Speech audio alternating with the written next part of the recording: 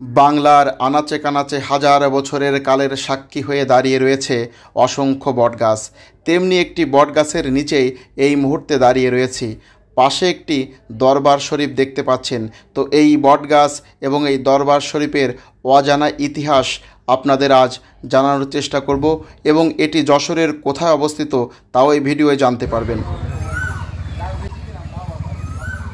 বন্ধুরা, চলে এসেছে 12 নং ফতেপুর ইউনিয়নের মানদিয়ার বটতলা।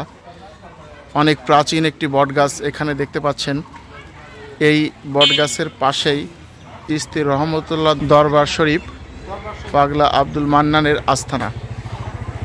তো এই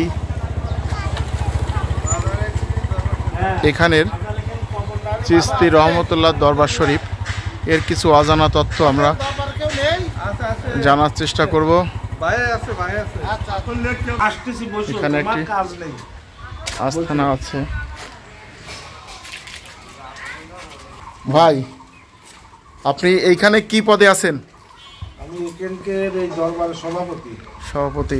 আচ্ছা, এই বটগাছটা আনুমানিক কত বছর আগের থেকে এখানে আছে? আনুমানিক আমাকে জন্মের পরে দেখতেছি এই অবস্থা, মানে যেরকম আছে বড় ছিল, এখন ছোট হয়ে গেছে, শিকড় টিকড় কাটা পড়ে গেছে। তার মানে এই বটগাছটা অনেক প্রাচীন বলে মনে হয়। তা তো অগণিত 200-400 বছর আগে ছাড়া বলা যাবে। আচ্ছা, আর এইখানে যে দরবার শরীফটি, এইটার ইতিহাস সম্পর্কে কি আছে একটু বলেন। এর ইতিহাস, এখানে মান্নান পাগল নামে একজন ব্যক্তি ছিল। হ্যাঁ, ওনার বাড়ি আছে শরীয়তপুর, জাজিরা থানা, জয়নগর ইউনিয়ন, গঙ্গপ্রসাদ গ্রাম। উনি ওনার পীরের নির্দেশে উনি 12 বছরে সাধনায় চলে আসে, জুবান বন্ধ, কথা বলতে পারবে না এবং কোনো কিছু দিনের ভিতরে আহার করতে পারবে না। যদি কেউ কিছু দেয় একবার হাত পাততে পারবে, যদি দেয় খাবে, না দিলে ওই কলের পানি। উনি ছিল বিভিন্ন জায়গায়, আমাদের যশোরে বেনাপুর ছিল, নাবারণ ছিল, বটখালি ছিল, চৌগাছায় ছিল, গরিবসর মাজারে দরনায় বেশি দিন কাটাইছে। লাস্টে এই 12 বছরের ভিতরে 1 বছর আমাদের এখানে এটা আছে 87 সালে, 1987 সালে এখানে আসে।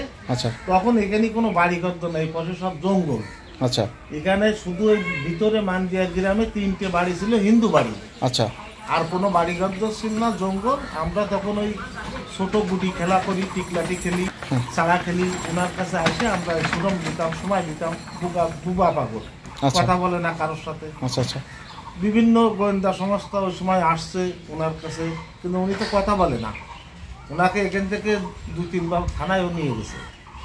থানায় নিয়ে যে কোনো কথা বলতে পারিনি, কথা ভালো করতে পারিনি, আবার দিয়ে গেছে। এই অবস্থায় যখন 12 বছর ওনার পূর্ণ হয়ে গেল, এই 88 প্রথম বছর, আমরা 88-তে যখন বড় ঝড় হয়, ওইবার আমাদের এখানে আমাদের গ্রামবাসী মুরব্বীরা থেকে ওনার এই সাধনা শেষ সময় একটা ওরস করে। প্রথম ওরস। এই ওরসে আমাদের এই গ্রাম থেকে আমি শুধু যাই, ওনার দেশের বাড়ি আর আমাদের শহরের এলাকার কিছু লোক ছিল।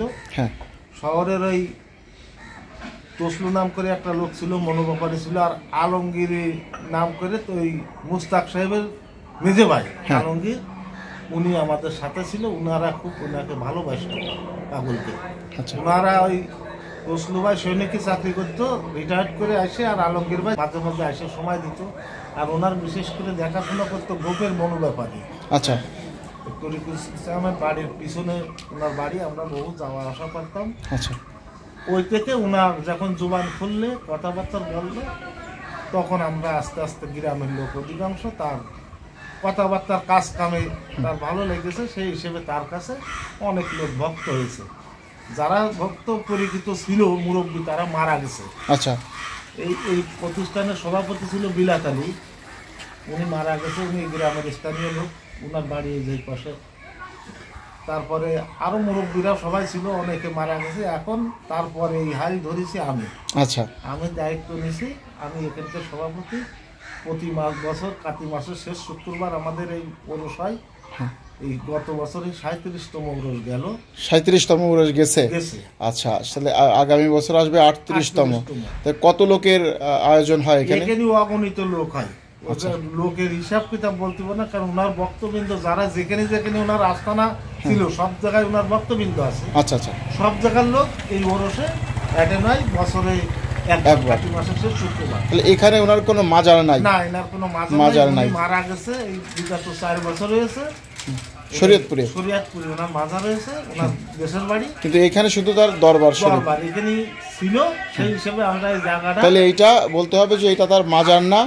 এই যে সম্পত্তিটা, এই সম্পত্তিটা কার? এই সম্পত্তিটা এখানে ওনার মাজার হওয়ার কথা ছিল। আচ্ছা, এটা আমরা কিনে, সম্পত্তিটা কিনে আমরা 3 জন এটা সরকারের নামে অফা করে দিছি, সিস্তিয়া দরবার শরীফের নামে, সরকারের নামে অফা করে দিছি। স্টেট করা সম্পত্তিটা এখন সরকারি। আচ্ছা আচ্ছা আচ্ছা, আমরা দেখাশোনা দেখভাল করি এবং এর সভাপতি মূলত আইনগত দিক থেকে ডিসি। আমরা কয়েকবার গেছি, গিনি বলেছে যে ওখানে আমাদের পিয়নো সাহেবের পরে দায়িত্ব দিয়েছিল যে আপনাদের যে কোনো সুবিধা অসুবিধা পিয়নো সাহেবের সাথে যোগাযোগ করেন, এবং আমরা প্রতি বছর এর একটা খাজনা হয়, বাৎসরিক খাজনা, এটা অপ্পা স্টেটে, আমাদের যশোর আরিফপুর অপ্পা স্টেট, আচ্ছা, ওখানে দিয়ে আসি, দিয়ে আমরা রিসিপ্ট কেটে নিয়ে আসি। আচ্ছা, যাক, মোটামুটি অনেক ইতিহাস জানতে পারলাম। অনেকেই কিন্তু এই বালিয়াডাঙ্গা মান্দিয়ার যে বটতলা, এইখানে যে একটা দরবার শরীফ আছে অনেকেই জানে, কিন্তু এর এই অজানা ইতিহাস কিন্তু অনেকেই জানে না। তো আসলে এই ইতিহাস কিন্তু জানা উচিত। এখন তো এখানে অনেক বসতি আছে, তাই না? চতুর্পাশে এখন বসতি। সেই সময় কোনো বসতি, সবাই অধিকাংশ শতকরা 99% লোকে ইনার পক্ষে। এবং আচ্ছা আচ্ছা আচ্ছা, এই বিষয় নিয়ে কোনো বিরোধ আছে নাকি? না, আমাদের এখানে কোনো বিরোধ নাই।